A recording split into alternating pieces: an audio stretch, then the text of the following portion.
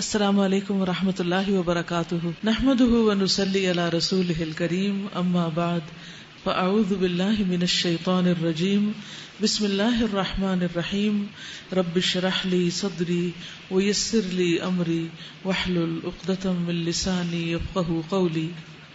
عید الفطر خوشی اور مسرت کا دن ہے۔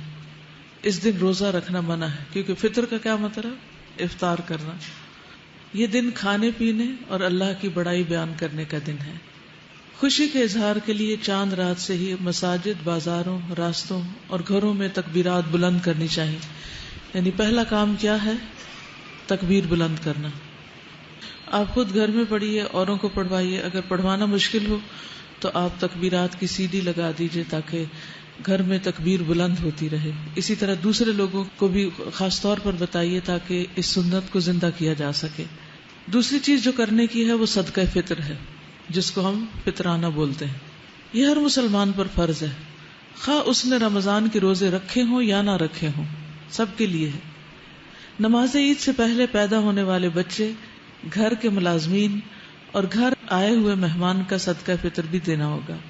یعنی صاحب خانہ جو ہے وہ دے تو زیادہ بہتر ہے۔ اس کے لیے صاحب نصاب ہونا شرط نہیں کہ ایک سرٹن اماؤنٹ گولڈ کی ہو، تو پھر ویسے بھی سب کے اوپر ہے۔ عبداللہ بن عباس سے روایت ہے کہ رسول اللہ صلی اللہ علیہ وسلم نے صدقہ فطر کو فرض قرار دے دیا تاکہ روزہ دار کے لیے لغو اور بیہودہ اقوال اور افعال سے پاکیزگی ہو جائے۔ یہ ہے اس کا مقصد کہ سارا رمضان ہم نے اگر کوئی غلط بات کی ہے یا کمی بیشی ہم سے ہو گئی ہے تو اس صدقے کے ذریعے اس کا ازالہ ہو جائے۔ ویسے بھی صدقہ جو ہے وہ انسان کی برائیوں کو دور کرتا ہے۔ چنانچہ جس نے اسے نماز عید سے پہلے ادا کیا تو یہ ایسی زکوٰۃ ہے جو قبول کر لی گئی، اور جس نے اسے نماز کے بعد ادا کیا تو یہ عام صدقات میں سے ایک صدقہ ہوگا۔ یعنی اس کو نماز سے پہلے ادا کرنا ضروری، بلکہ ابھی سے اگر آپ لوگ تیاری شروع کر دیں تو بہتر ہے، کیونکہ ہم بالکل لاسٹ مومنٹ پہ چھوڑتے ہیں، پھر عید پڑھنے جا رہے ہوتے ہیں، پھر دیکھتے ہیں دائیں بائیں کوئی مل جائے تو گاڑی کا شیشہ نیچے کر کے چاہے کوئی مستحق ہے یا نہیں بس دینے کی کرتے ہیں تاکہ نماز سے پہلے ادا ہو جائے۔ عید کے روز مسواک کرنا، غسل کرنا، بہترین لباس پہننا اور خوشبو لگانا سنت ہے۔ نماز کے لیے جانے سے پہلے میٹھی چیز خصوصاً کھجوریں کھانا مسنون ہے۔ عیدگاہ جاتے ہوئے کثرت سے تکبیرات پڑھنا سنت ہے۔ عید کی 2 رکعتوں سے پہلے اور بعد میں کوئی نفل نماز نہیں، یعنی جب آپ عیدگاہ جائیں گے تو نفل نہیں پڑھیں گے۔ نماز عید کی ادائیگی کے لیے خواتین کو بھی جانا چاہیے۔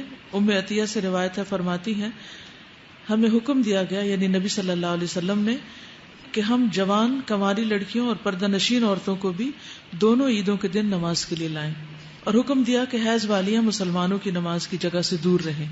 تو اس سے یہ پتہ چلتا ہے کہ عین جہاں مصلی ہو وہاں نہیں جانا چاہیے، تھوڑا پیچھے ہٹ کر انسان بیٹھ جائے، تسبیح کرے اور خاص طور پر دعا میں شریک ہو، کیونکہ دعا میں شریک ہونے کے لیے کہا گیا۔ نماز عید سے واپسی پر راستہ تبدیل کرنا سنت ہے۔ کسی وجہ سے نماز عید نہ پا سکنے والے افراد گھر میں 2 رکعت نماز پڑھ سکتے ہیں۔ عید کے روز مسلمانوں کی باہم ملاقات آپس کی محبت بڑھانے کا ذریعہ ہے۔ صحابہ کرام اس ملاقات میں ایک دوسرے کو یہ دعا دیا کرتے تھے، تقبل اللہ منا و منکم۔